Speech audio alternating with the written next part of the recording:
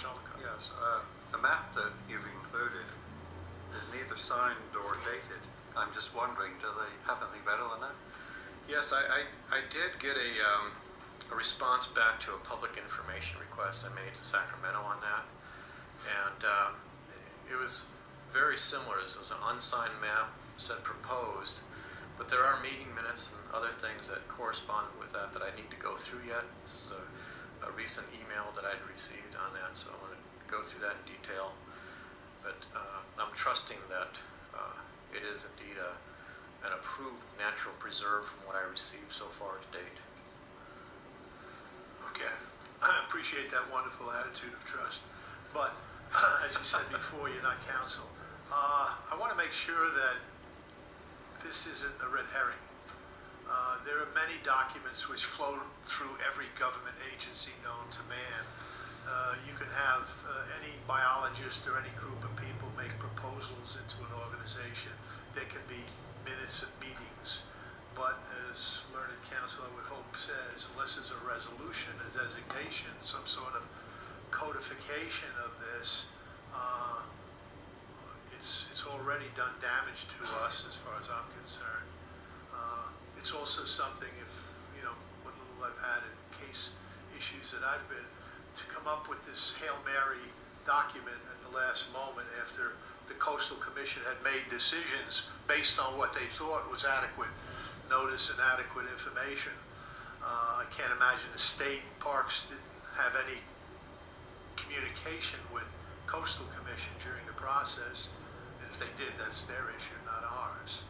But to bring this in at the last moment did damage our ability to do the exploration which necessarily needs to be done.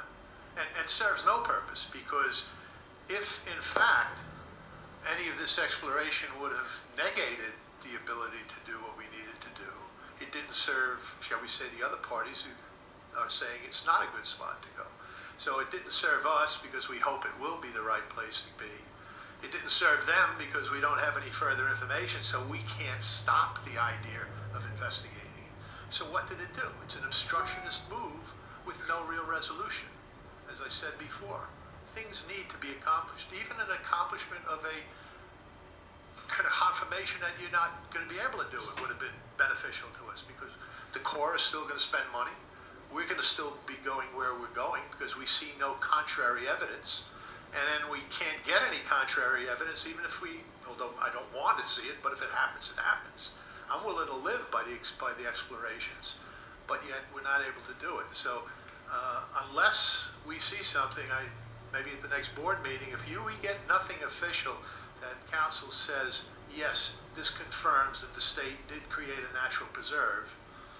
Now, if it does, that's fine. We'll have to live with what we live with. But unless this is unacceptable, some sheet of paper that no one even had the capability or wherewithal to sign. Jumping through hoops to try to get the right documentation for a good sprinkler code, and here somebody creates a natural preserve by having some meetings.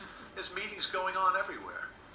So just so you know, it's an objection to even accepting this, and I hope the Corps, I don't know what their actions are, but I'm sure that we need to confirm one way or the other. So, thank you. Thank you. I agree, and just to add to what I've read so far, it seems like the purpose of that natural preserve was to protect steelhead and tidewater goby, the inland riparian wooded area, but nothing to deal with the beach where we wanted to put our sample hole. So it was to me, in my opinion, the project that's being pursued is actually going to be beneficial to those same species by providing a supply that's independent of the aquifer and that same riparian community that they were concerned about protecting. So it is counterproductive from that standpoint, and also they're also a customer of ours. I mean, the State Parks Campground off of San Simeon Road is a customer of the CCSD for both water and wastewater. So I was flabbergasted by it, but we'll keep moving forward. I just want to touch on that because that's a good point, and I appreciate what they might have been doing if they were doing that. And here's my scenario.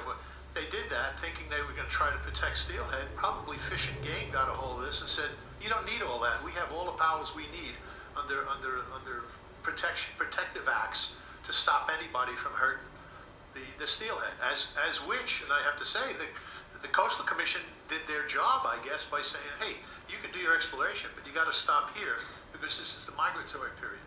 So the protection of the steelhead was never at issue, even with our permit, as far as I understand.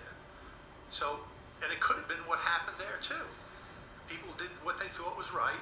From what you're reading, it may have been for the protective, and somebody says, "Well, you don't need that. We have the power of the federal government on endangered species. Please don't. You don't even need to do that." But anyway, there is no preserve. If there's a preserve, that's fine too. Let me say too, I agree with the comments that have been made.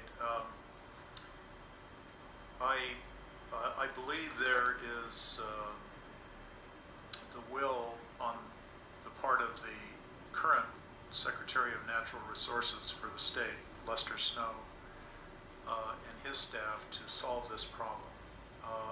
Unfortunately, fortunately or unfortunately, depending upon your point of view, we're going to have a change of administrations in Sacramento, and there will probably be at some point the appointment of a new Secretary of Resources. I think it's very important for the district to continue to be engaged with whoever is appointed Secretary of Resources.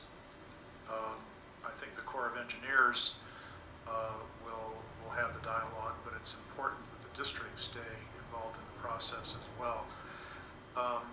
There are ways to deal with this issue. They're not easy, but they can be dealt with. And so I would encourage the board, staff, to continue to work that angle so that this problem can be solved, and the Corps can get out there and do the work that has to be done during the next window that comes up in September of 2011. May have to go back to the Coastal Commission. Don't know yet, but if it has to go back to the Coastal Commission, it's a process that has to be gone through. I would think that given the vote at the Coastal Commission, 8-1 in favor of the geotechnical testing, that it shouldn't be too much of a problem. It's just that the Commission now has to look at the geotechnical testing in light of this so-called nature preserve, if in fact it actually exists. Also, I think we need to keep in mind too, it's really not time lost in the overall. It would be nice to have the information now, but the environmental impact report, environmental impact statement is a process that takes a minimum of 18 months. There's a lot of work that has to be done and that's kind of generic. So if the Corps can get out there in September of 2011 and get whatever information it can accrue from completion of the geotechnical project into the environmental impact report and environmental impact statement, at the end of the day, there won't be any time lost. But the district is just going to have to really stay on top of this and make sure that that right of entry permit gets approved at some point. Bob, any more?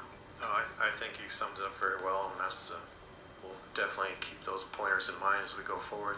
Good. Board members, any questions of district engineer at this point?